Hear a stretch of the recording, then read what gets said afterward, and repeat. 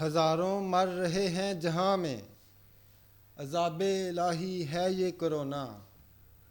جینا اگر ہے 4 دن دنیا میں تم کو، تو ہاتھوں کو مل مل کے ہے دھونا۔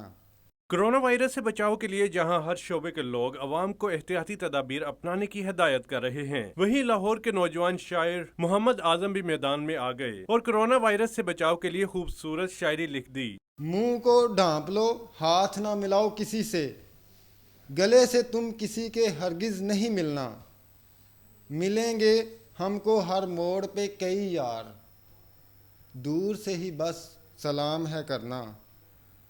ذرا سی احتیاط سے بچ جائے گی جان ہماری، گھر میں رہنا دن بھر باہر نہیں ہے جانا۔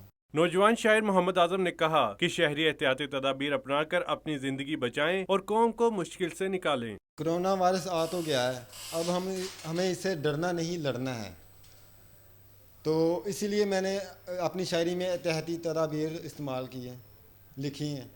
تو ہاتھوں کو مل کے دھونا ہے، گھر سے باہر نہیں نکلنا، سماجی تعلقات نہیں بڑھانے، اور اپنے آپ کو محفوظ رکھنا ہے۔